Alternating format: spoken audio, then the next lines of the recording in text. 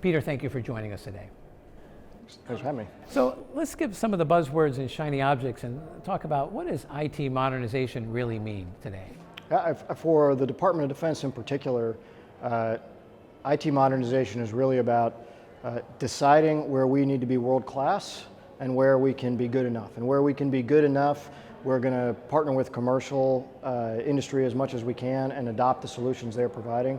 Where we need to be world-class are those areas where we think we can identify a competitive advantage. Our modernization program is about the pursuit of advantage in areas that are of high interest to the agency or the department. So we've identified within DOD CIO cloud or software modernization, AI, C3, and cyber as the areas where the Department of Defense really needs to differentiate itself and where we think we can find advantage against our adversaries.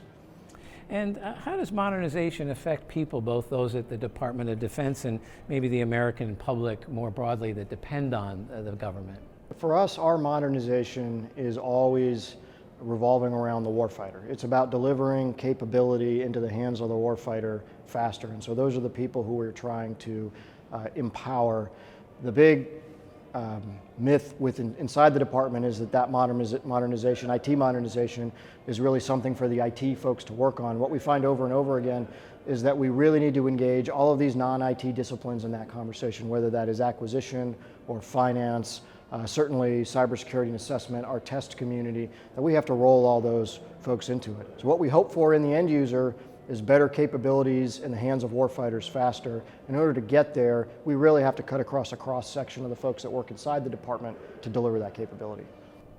And what would you say is the biggest story in federal IT modernization today? That's a tough one. I think there's a lot of learning going on around AI right now. And a lot of that learning is that in some cases we're not really ready for the AI. We have some of the underpinnings of building good artificial intelligence, like modern software development methodology or a coherent data strategy that really hold back the delivery of potent AI capabilities because there's too much time spent in the pre-work of AI. And so I think almost every agency is saying, I need to have an AI strategy, and they're finding that maybe they've underinvested in some of the precursors to the AI strategy. And so there's a little bit of a learning loop going on right now within the government. And finally, what's the biggest risk agencies, and maybe the Department of Defense in particular, face today in terms of their IT? I think at the department I'll give you two answers. One is that we are in a time when we are pivoting from one set of global threats where we've been focused for the past 2 decades on the war on terrorism to a refocusing, as defined by our national defense strategy, on competition with strategic powers.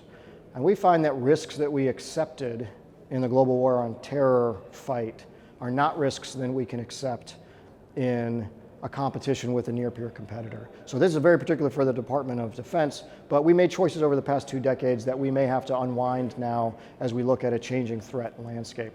The other piece of that is a more technical one that says that as we embrace all of these technologies, often our technology adoption is way in front of the supporting processes. Cloud is a good example where the cloud adoption tends to be out in front of our maturity from a cybersecurity perspective about how to pivot from a network defense model to more of a data-focused zero trust model. We're having that conversation now, but we've already been using the technology for 2 years, which means we're ahead on adoption compared to understanding how we ingest that technology from a process perspective.